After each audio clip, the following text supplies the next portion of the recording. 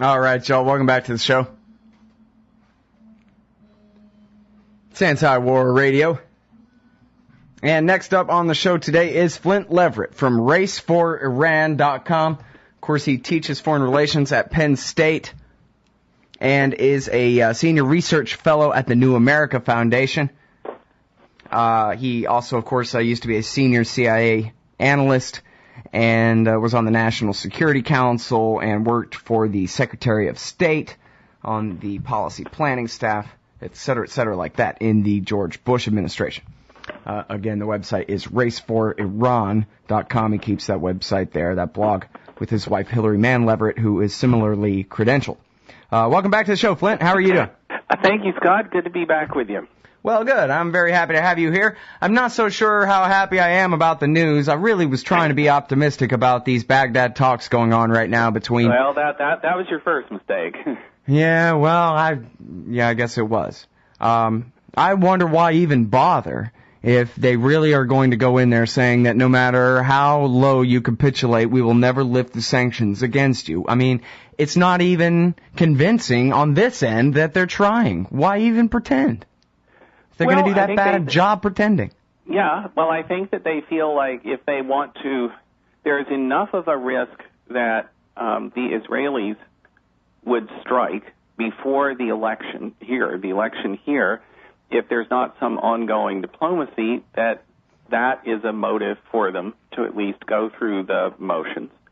I think they also feel like in terms of other international relationships, that with the kind of war talk, the war fever that was brewing vis-a-vis Iran, the effect that was having on oil markets earlier this year, that if the United States simply sat it out, just said, we're not interested in doing diplomacy, they can surrender when they're ready to surrender, that was just not a viable international posture for the Obama administration in the run-up to the U.S. election, the presidential election here. But the reality is this administration is no more prepared today to deal with the real issues that will determine if there is a deal, namely recognizing Iran's right to safeguarded enrichment and being willing to deal with sanctions and move toward a more normal relationship with this country. The Obama administration is no more prepared to deal with those issues today than when they came in 2009 and had their first go at diplomacy with the Islamic Republic. It's as if these people have learned nothing, have thought through nothing, and have not in any way recalibrated their strategy toward Iran, toward the nuclear issue, to be more in line with, dare I say, reality. Right. I mean, okay, if they have to ameliorate the threat of an Israeli strike, and if they have to calm the oil markets because, hey, we got to calm this thing down, people are starting to flip out in the futures and drive the price way, way up here on the threat of war. We have to cool these things off temporarily. Well, hey, we have to cool these things off for the long term, too. And what's the benefit on the other side when the Mitt Romneys of the world and whoever else on the right are just going to say, so you see how naive you are? You keep showing up over there and trying to have talks with these people, but you just can't have talks with a Shiite because they're just crazy or whatever. And so all he does is open himself up to all kinds of political damage from the right for even going over there, when if he would just see the ball through to the end zone, so to speak, and make a deal, we'll lift some sanctions, you re-sign the additional protocol, shake on it, then he could say, look at my great victory. I told you that I could deal with Iran, you stupid Republicans, be quiet. But he just leaves himself open to be attacked as weak on the issue while not accomplishing a damn thing. I agree.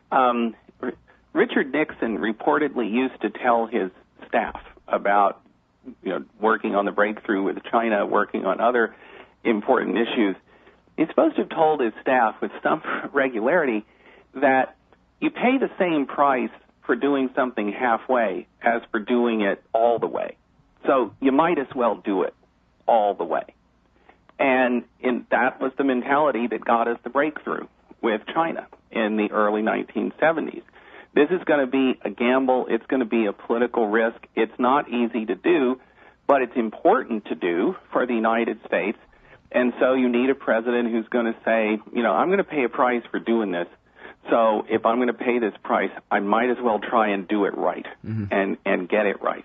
Well, meanwhile, but that kind of mindset does not really seem very operative in this administration, unfortunately. Yeah. Well, and the whole thing about you can't deal with the Shiite because they're so crazy is just a bunch of hooey. You can too. That's the whole thing. Is that, and in this particular case, it seems like the basis for the deal is just more than obvious. I mean, it's just a little dialectical game. They already played it. You pile on a bunch of sanctions, then you offer to take some off. Come on. Yes, but in the end, you have to really want the deal. And that's what the administration, I don't think they actually want the deal that would work, because it would mean they would have to go through some kind of public process of saying, we have accepted Iranian enrichment. We have accepted the principle and the reality of internationally safeguarded enrichment in Iran. And we think that that is key to resolving the controversy, the tensions over the nuclear issue. We think that is key to getting the United States on the path toward a better relationship with this incredibly important country in an important part of the world. But they do not want to go through that.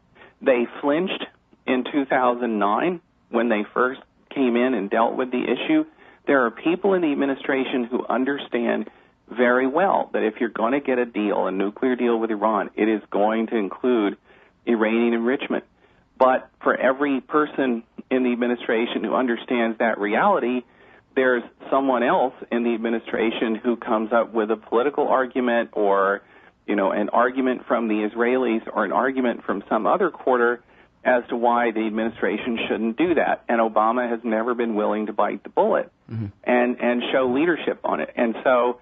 And yet, de facto, we've recognized their right to enrich uranium since 2005 or 2004 when they started, right?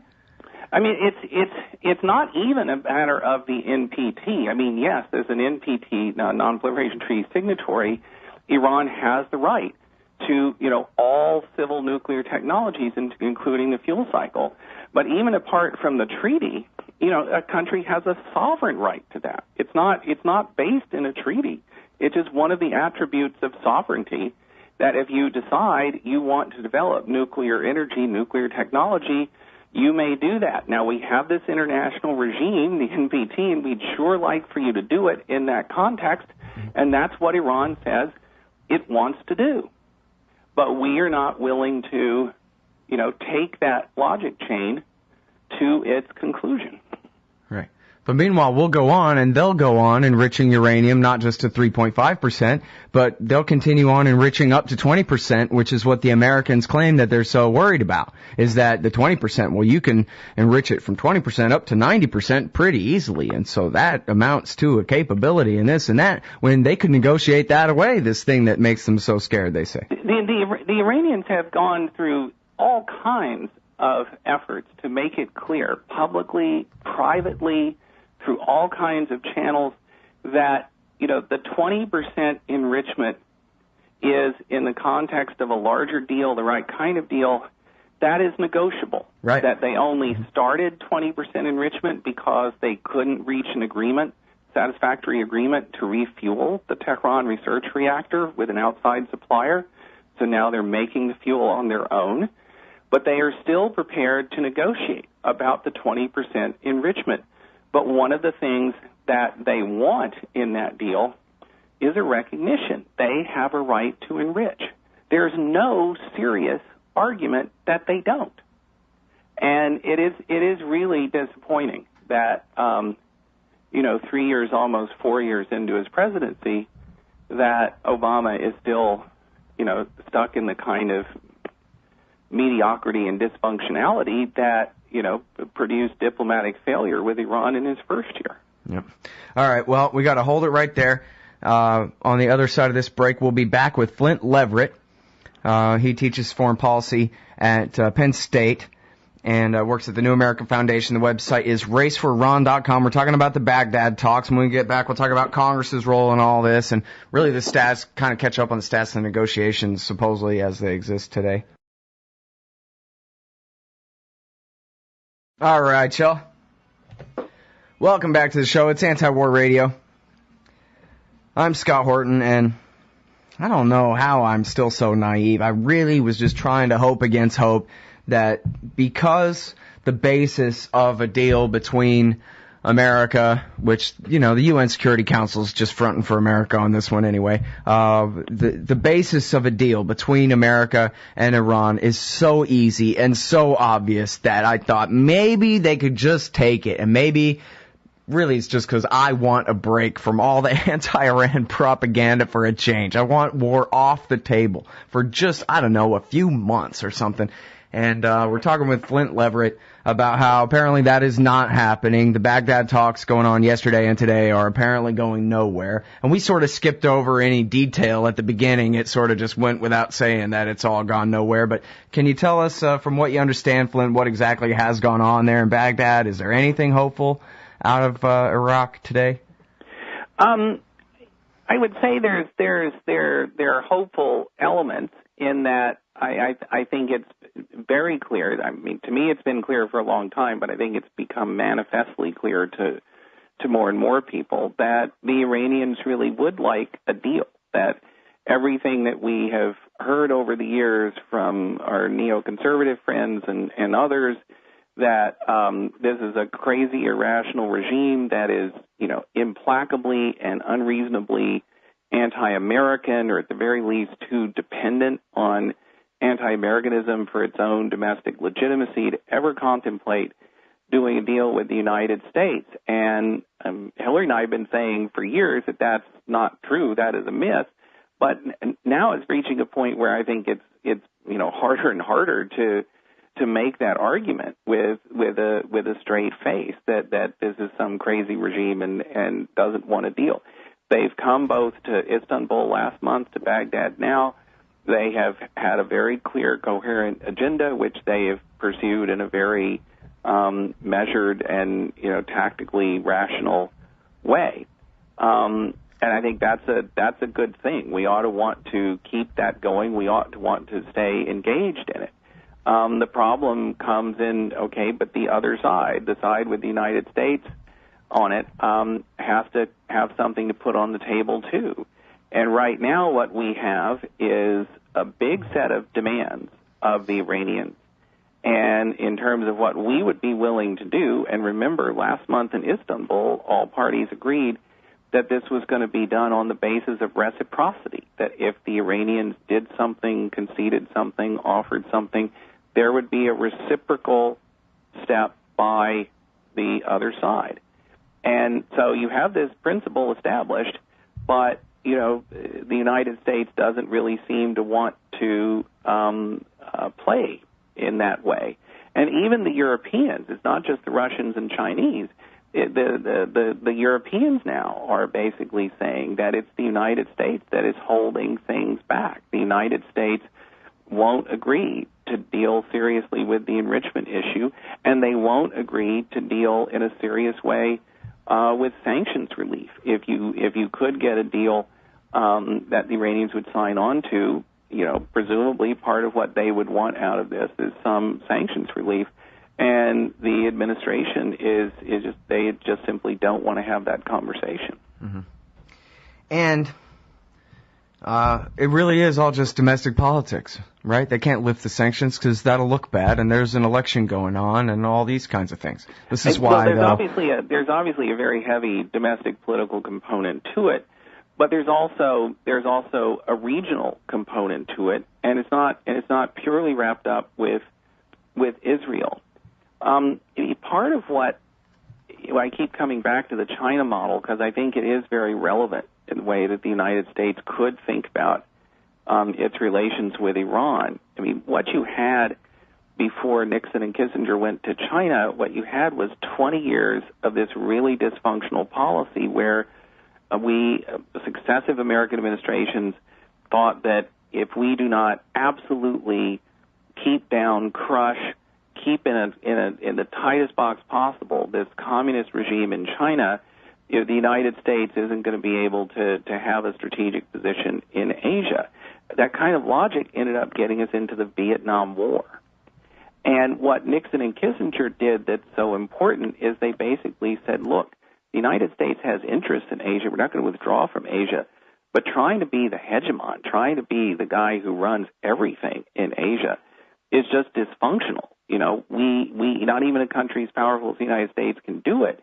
And in order to have a more rational platform in this region, we have to come to terms with this big country called China. And I think that there's a very analogous logic at play in the Middle East, where we've tried being the hegemon in the Middle East. We've tried it in Iraq and Afghanistan and other places. It doesn't work. It actually makes us weaker by taking on that kind of project. And we need to say, okay, we want to be active in the Middle East. We have critical interests here.